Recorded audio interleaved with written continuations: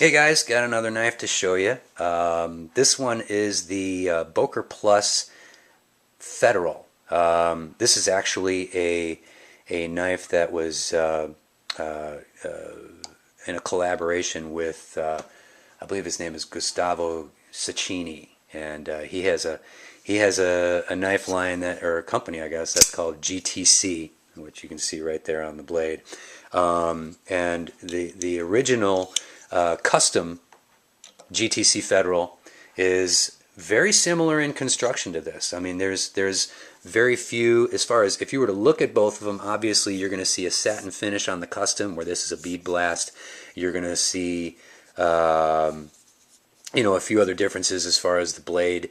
The blade steel is definitely going to be different, but for a knife that's going to be a production knife, obviously they couldn't include all of the features that you would see on the custom feature by feature, just simply because it would cost over $1,500 to $2,000.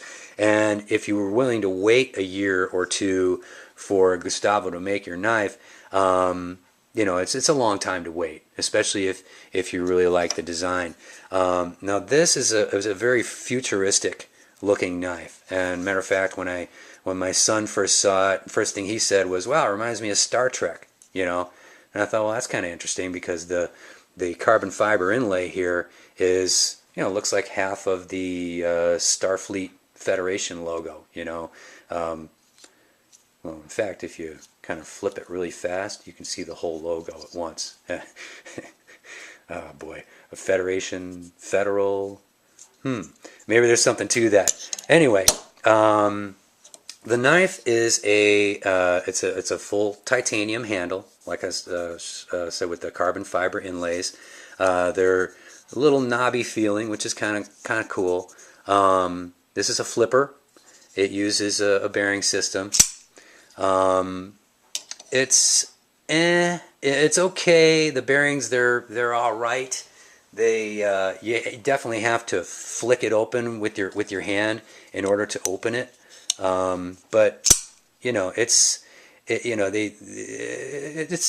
can tell the bearing system, I'm sure, is way inferior to the custom model.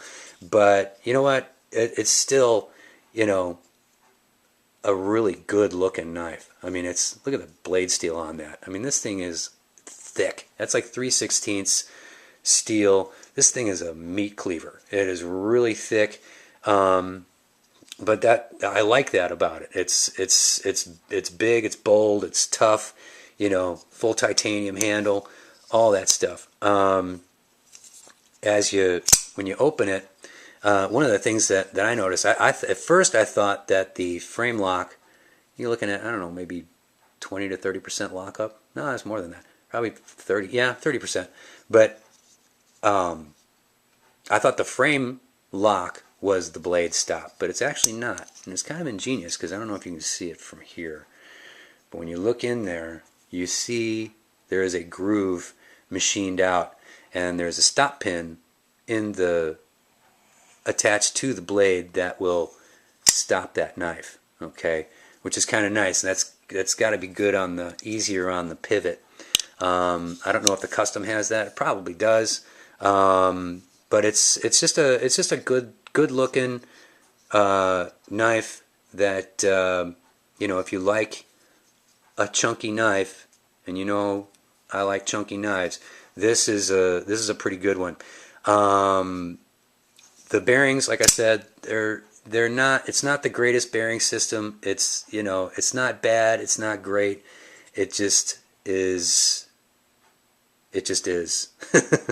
The blade has a slight recurve to it. The jimping up top here is a little. It's a little slippery. It's not really that secure. But you know what? It's okay. I can live with it. The lock's a little sticky, but I'm sure that's going to break in over time. I just got this maybe a week ago. My one big complaint, here it is, the pocket clip. Okay? Now, I appreciate being able to integrate the pocket clip the way it is. to make it so unassuming. It's almost like you look at it and go, oh wow, no pocket clip. I guess I got to slide it in my pocket. No, you can clip it to your pocket. But the big challenge is not getting it in your pocket, but getting the damn thing out. I had to reach in with two hands and try to just work my pocket and trying to just fumbling with it, and finally I got it out like 15 seconds later. It was just ridiculous. I thought, my God, they could have designed this better. It's possible the custom version has a better design to it, but I think what was hanging me up was this little lip right here at the end here. It kept getting stuck on the pocket, and it was just frustrating trying to get this out of the pocket. If I have to work that hard at getting a knife out, it's just not. I just won't use the pocket clip. I'll still carry it. I think it's still a fine EDC. It's got 440 stainless, so it's not the greatest steel, but what are you going to expect for a $150 full titanium reproduction of a custom knife that typically goes for about $1,500 to $2,000? So you got to take what you can take and get what you can get. I'm definitely keeping this. It's a nice looking knife, and the more I play with it, the more it grows on me, the more I like it.